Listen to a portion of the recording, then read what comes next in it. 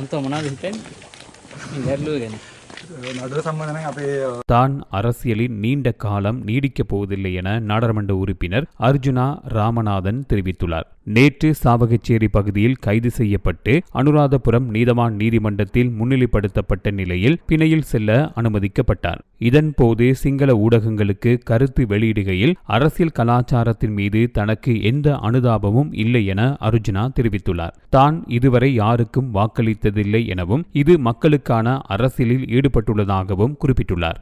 நீண்ட காலம் அரசியலில் நீடிக்கப் போவதில்லை, இருக்கும் வரை நேர்மையாக செயற்பட உள்ளதாக குறிப்பிட்டுள்ளார். அண்மையில் அனுராதபுரத்தில் போக்குவரத்து போலீஸ் அதிகாரியின் கடமைக்கு இடையூறு விளைவித்ததாக நாடாளுமன்ற உறுப்பினர் நேற்று பிற்பகல் யாழ்ப்பாணத்தில் போலீசாரால் கைது செய்யப்பட்டார். அனுராதபுரம் தலைமை நீதவான் நாலக்க சஞ்சீவ ஜெயசூரிய முன்னிலையில் ஆஜர்படுத்தப்பட்ட பின்னர் தலா 2 லட்சம் ரூபாய் பெறுமதியான 2 சரீர பிணைகளில் அடிப்படையில் பிணை வழங்கப்பட்டது. கடந்த பொது தேர்தலின் சுயேட்சை குழுவாக போட்டியிட்டு நாடாளுமன்ற உறுப்பினராக அர்ஜுனா தெரிவாகி இருந்தார். இந்த நிலையிலே இலங்கை அரசியல் மட்டத்திலே மிகவும் சர்ச்சைக்குரிய நபராக அவ்வப்போது சம்பவங்களை அர்ஜுனா மேற்கொண்டு வருவதாக தென்னிலங்கை ஊடகங்கள் தகவல் வெளியிட்டுள்ளன.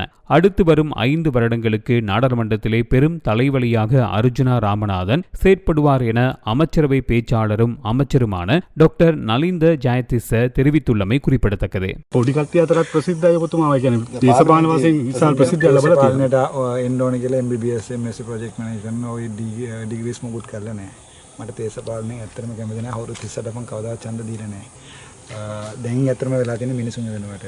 ඒ නිසා මේ තව මම වැඩි දුරක් ඉන්නේ නැහැ. මම පොලිටික්ස් එකට මට කැමතිම නැති ෆීල්ඩ් එකක් තමයි පොලිටික්ස්. හැබැයි ඉන්න කාලේ නම් මම කෙලින් ඉන්නවා අච්චරයි. ඔබතුමා සමහර ප්‍රකාශ ಜಾති ભેද උස්සන තත්ත්වයක් තියෙනවා කියලා මේ යම් තැන් වල කියවෙනවා. මේ ඉන්නේ මට ඉන්නේ ලෝයිස්ලා ඔක්කොම සිංගල. ඒතකොට හිතනවාද එහෙම එකක් තියනවාද කියලා. එහෙම නම් ඒගොල්ලෝ පෙනී හිටනවාද? හිතලා බලන්න.